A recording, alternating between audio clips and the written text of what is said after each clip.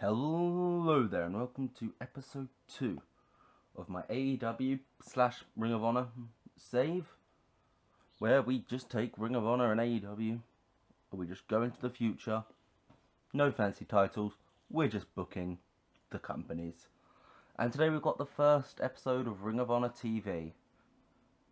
We're going weekly, it's going to be taped on Fridays with Rampage going live. Ring of Honor will be taped on a Friday, probably be shown on a Saturday night, but we put it in the same taping block as Rampage.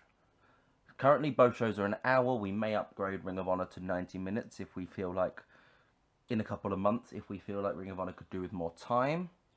But I'm excited to see what we do with this. So let's get into Ring of Honor first. And we kick things off with Christopher Daniels in the middle of the ring. And he introduces the fact that he has been assigned the commissioner of Ring of Honor. He will be taking creative control for Ring of Honor and will be making sure that it goes back to the glory days of old. You know, Daniels is someone who you could almost argue is synonymous with Ring of Honor. You may argue more TNA, but I think Daniels as in Ring of Honor has probably had more a longer tenure in Ring of Honor. And he also introduces the 0G division. Something completely different. It's basically going to be our version of the X division. We're going to take the best high flyers in the world and put them together and have just this insane high flying division.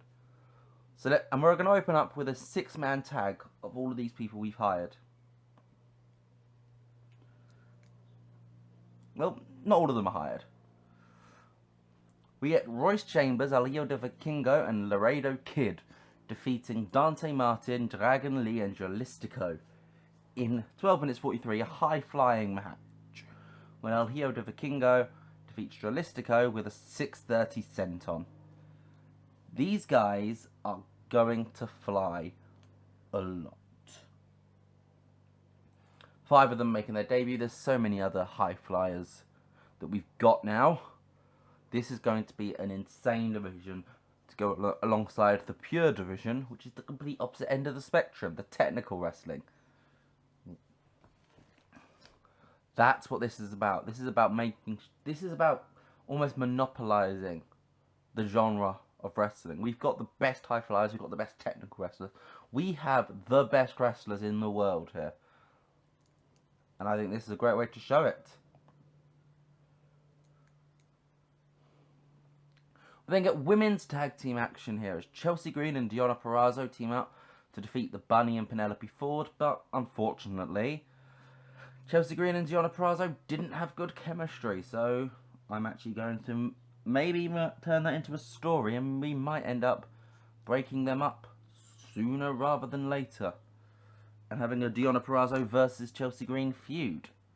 40 rating, it's pretty good. Chelsea Green was by far the weakest link in this match, and I don't think that's all the chemistry. But being almost 10 points behind Penelope Ford is very worrying. 40 rating though isn't too shabby. The Ring of Honor Women's Division may need a little bit more boosting. We get a promo here from William Regal, Bryan Danielson, Wheeler Yuta, Shota Umino, Claudio Castagnoli, and Jon Moxley. Basically, the Blackpool Combat Club believes they will dominate Ring of Honor. They want all the titles. They want the tag titles. They want the trios titles. They want the new Zero Gravity title. They want the world title and they want the television title. Every single title should be in the Blackpool Combat Club. Gets an 87 rating, great stuff, which, you know, should give people like Wheeler Yuta and Shota Umino a massive pop boost being in such a high rated segment. And yes, I've also made Shota Umino a permanent member of the Blackpool Combat Club. I think it fits. He's Moxley's young lion. It works.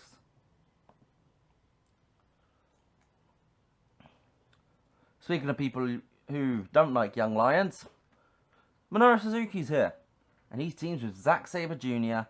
to take on the Butcher and the Blade, and it's Suzuki-gun who pick up the victory in 12 minutes when Suzuki pins the Butcher with the Gotch-style pile driver. 65 for Suzuki, 59 for Zack Sabre Jr. Yes, eventually we are going to be doing Bryan Danielson versus Zack Sabre Jr. and getting that match which we so desperately want. And the match we unfortunately couldn't get at Forbidden Door. 59 rating. And the Blade and the Bunny don't work together. Ironic, they're married. And the main event sees Dax Harwood defeat Jay Briscoe with a leg hook Saito suplex. Dax continuing his run of excellent singles matches. I mean, it is just good stuff. He picks up the win, builds up to the Briscoes versus FTR, which will be at Death Before Dishonor. What do we get overall? A 61. Ring of Honor is going to take a while to get to the same level as Dynamite. We've got some great talent on this show. If we utilise that talent, we should do quite well. But let's move on to Rampage. And we kick Rampage off with Claudio Castagnoli defeating Jake Hager. Goes just under 12 minutes with the neutralizer. We'll change his finisher in game at some point.